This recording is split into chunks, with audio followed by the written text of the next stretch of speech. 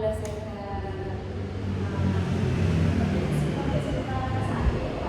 Saat ini saya masih sebenarnya tuh develop bimbel ya, berarti biar bimbel ini tuh berkembang gitu. Jadi fokusnya saat ini ke bimbingan belajar.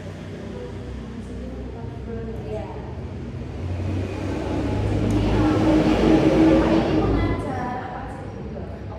Kalau saya sendiri, saya kayaknya kalau mapel SD, ya. Kalau SMP, semua kayaknya insya Allah juga ya bisa. Tapi saya lebih berfokus untuk SMP SMA itu mata pelajaran sains gitu. Misalkan IPA, matematika, IPA fisika, IPA biologi. Kalau tingkat SMA ya tidak itu tidak saya pelajari.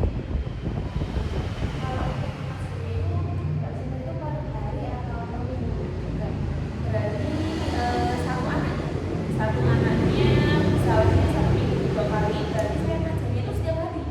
Saya setiap hari ngajar les, tapi tidak dipikirin ada 1 hari yang tidak mengajar itu bisa, karena mungkin adanya keperluan yang lain. Itu kan kalau buat dulu itu apakah ada bentrok dengan pekerjaan lainnya? Iya. Jadi kalau untuk bimbel itu kan kita tidak sama dengan pendidikan formal ya kayak di sekolah. Berarti kalau di sekolah kan punya jam dari pagi, mungkin pokoknya sekarang SDG sampai jam 4 sore. Berarti kalau bimbel kan dimulainya setelah anak-anak itu pulang sekolah. Sedangkan ketika anak-anak pulang sekolah itu berarti bertabrakan dengan aktivitas yang lain juga. Berarti memang ada beberapa kegiatan bimbel itu yang bentrok dengan aktivitas pribadi maupun aktivitas si siswanya juga.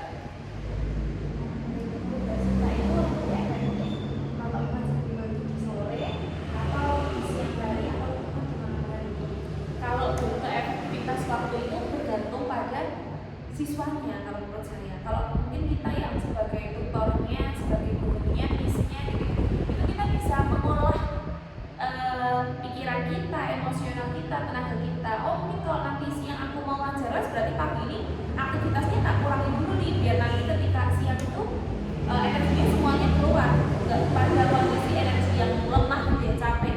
Itu kan kalau orang yang dewasa udah bisa mengolah ya. Karena untuk anak-anak yang saat ini membutuhkan fasilitas belajar gitu ya, berarti kan kita menjual jasa, berarti kita yang bisa mengatur kita.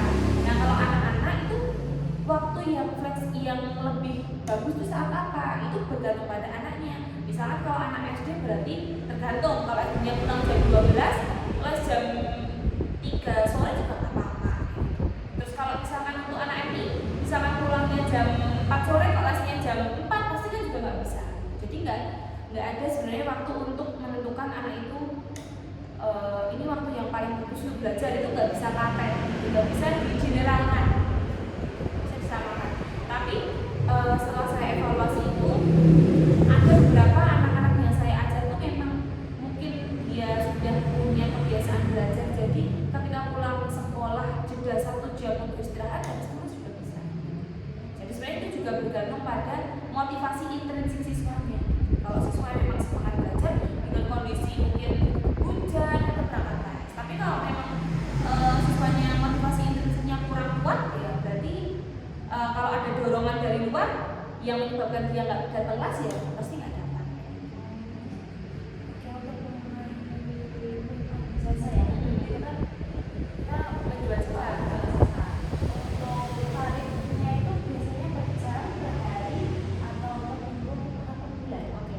Kalau les-les yang bersifat mata pelajaran itu kan berarti tutornya atau yang mengajar itu kan harus punya kompetensi yang lebih ya. Berarti saya sesuaikan dengan per jam.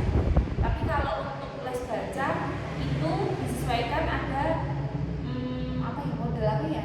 Model diplom apa sih bahasanya? Bayar SPP gitu loh. Ya berarti per bulan untuk yang les baca. Alasannya selain kompetensi, karena les baca itu harus rutin.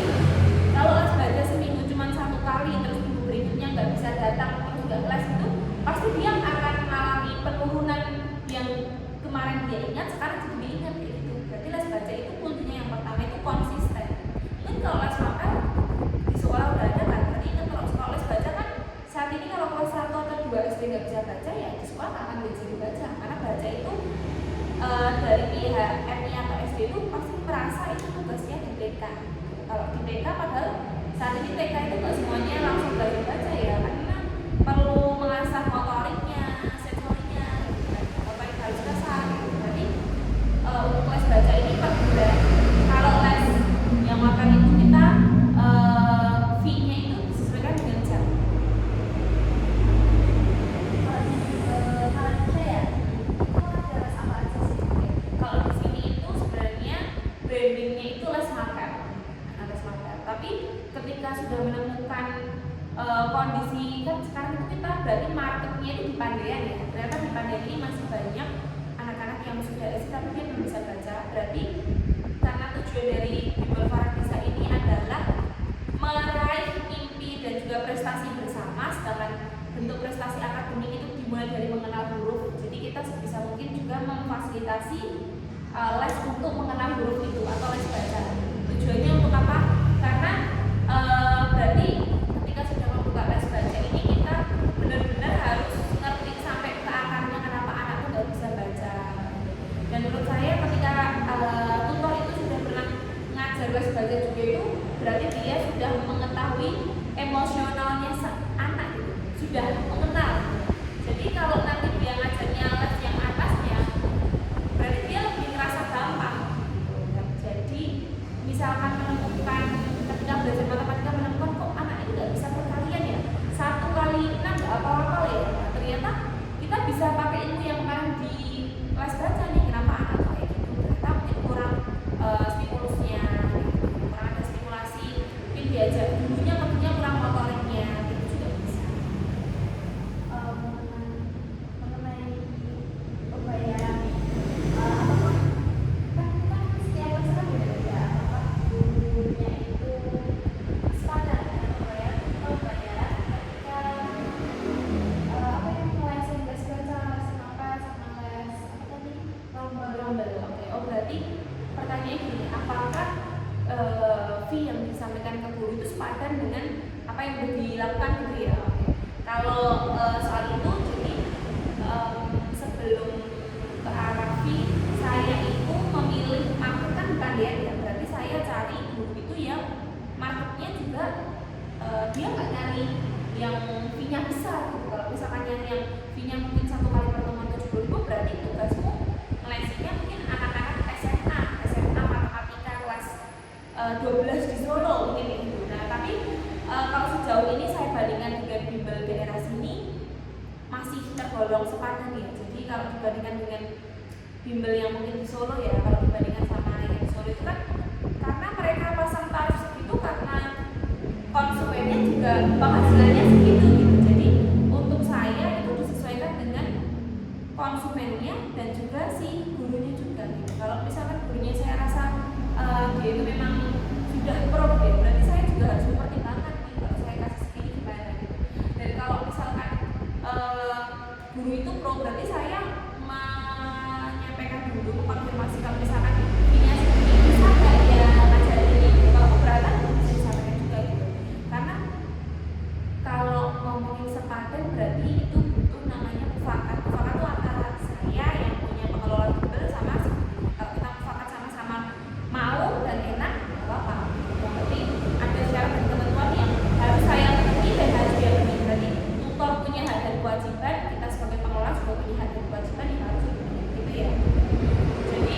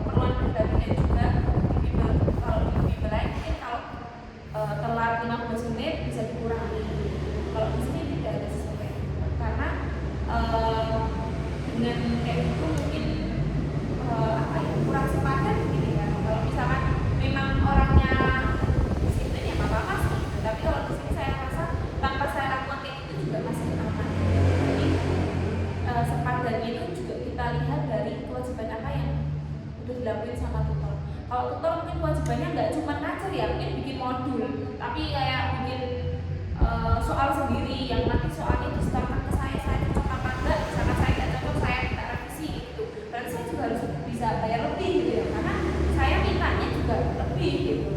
Jadi kata sepadan itu bergantung pada hak dan kewajiban yang sama-sama kita lakukan.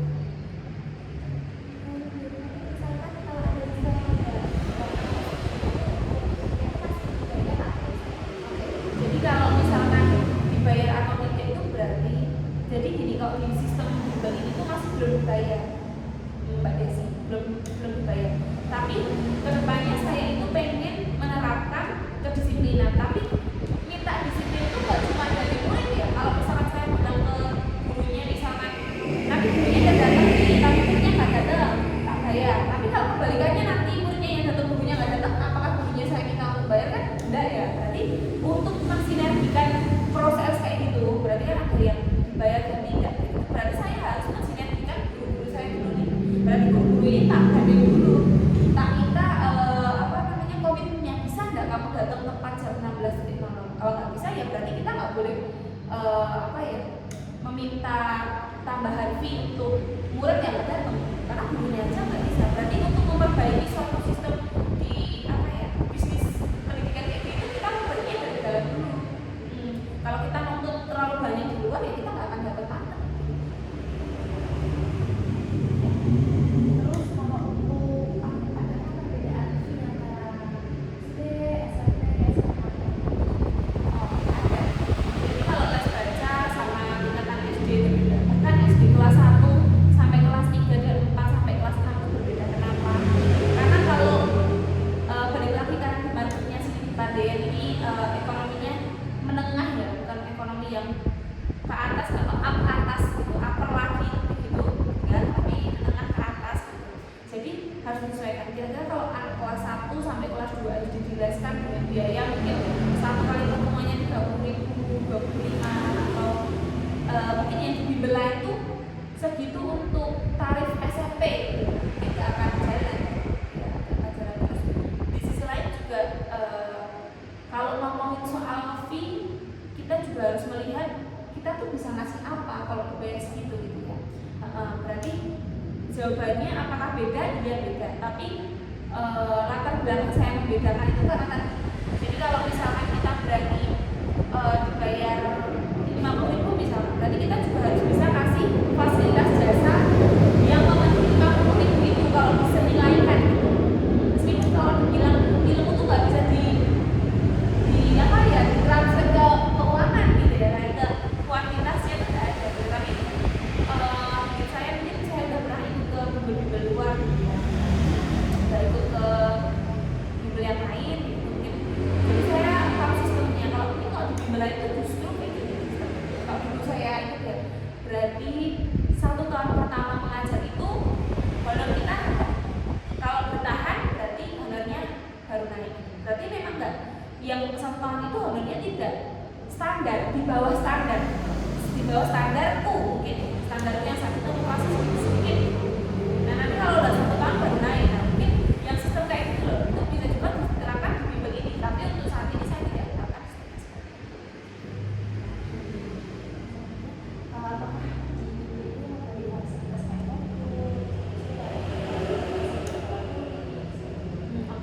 kalau papan tulis, alat tulis, meja gitu ya, terus kayak misalkan fasilitas belajar suasananya nyaman, bersih, itu kita masih proses berusaha juga. Tapi untuk yang modul itu mungkin kita adanya buku baca kali ya, buku baca. Kalau untuk tes mapel SD, SMP, SMA bisa nggak bikin modul? Sebenarnya kita bisa aja. Tapi kita lihat marketnya tadi, karena kita berangkat dari market perekonomian negeri tadi.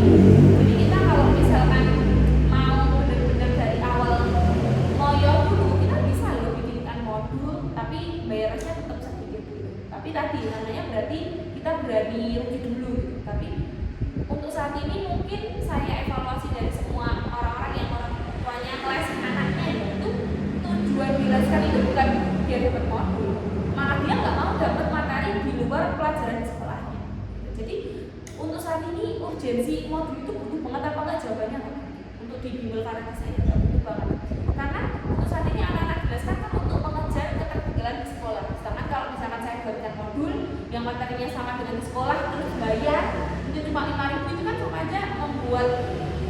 tambahan biaya lagi ya di les.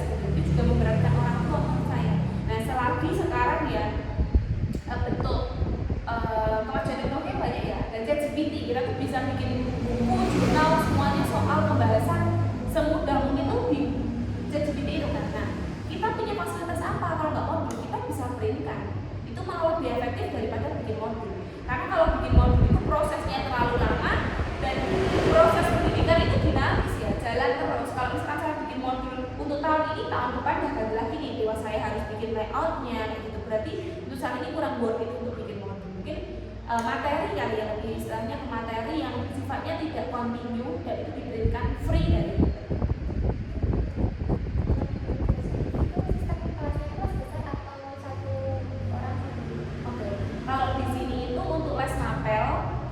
kelasnya satu orang satu guru, jadi per satu persen ya, satu anak satu guru. Nah itu tujuannya karena apa? Karena untuk les mapel itu kalau disamakan, misalkan jenjangnya sama sih nggak apa-apa ya. Kalau misalkan nanti beda, misalkan isi yang daftar kelas rombel untuk mapelnya itu ada kelas 2, kantinnya itu nggak bisa dipaksakan untuk rombel. Mungkin kalau kita mau cari profitnya, keuntungannya bisa-bisa aja kita sambil bareng-bareng.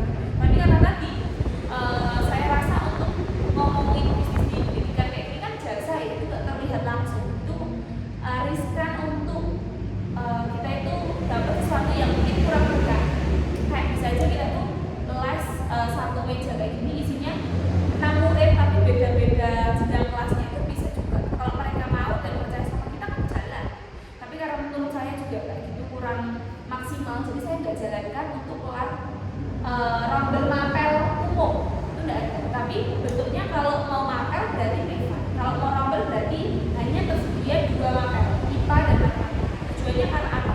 Karena matematika itu dari kelas 1 sampai kelas 3 setelah saya lihat di silabusnya sama materi-materi yang sekarang berkembang itu masih sama. Berarti matematika dasar itu kunci dari matematika bentuknya pasti dibutuhkan terus. Jadi bukannya kelas matematika. Kenapa kok IPA? Karena sekarang pengembangannya tuh orang-orang nangkep kalau mata pelajarannya itu matematika sama IPA loh. Dan kenyataannya juga IPA tuh saat ini menjadi mata pelajaran yang dianggap susah untuk anak-anak ya. Jadi diselingnya matematika IPA atau kelas matematika saja. Kalau misalkan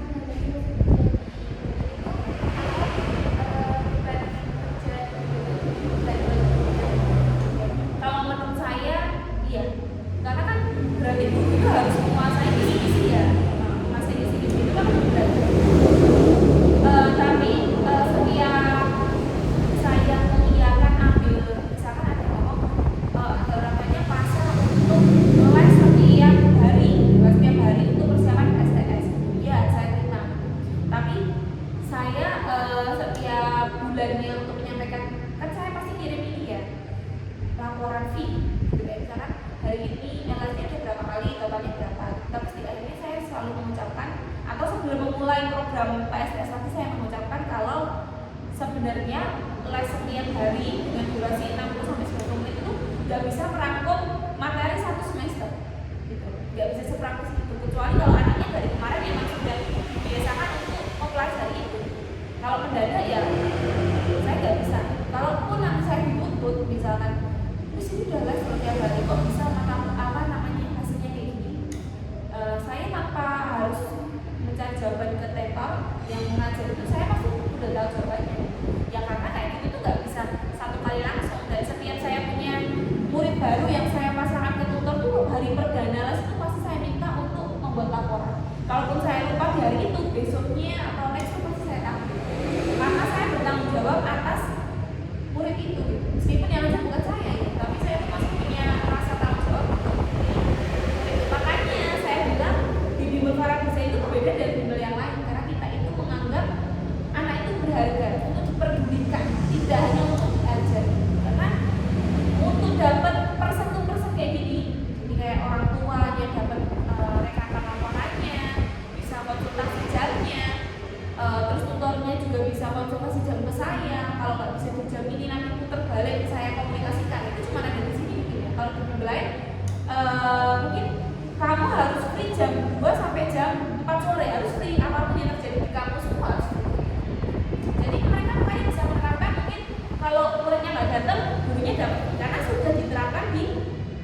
harus disiplin. Kalau di sini jadi saya tuh harus nangkep pesan dari orang tua, nangkep pesan dari murid, pesan dari tutor juga. Jadi saya harus rangkum itu semuanya untuk saya komunikasikan menjalankan sekolah.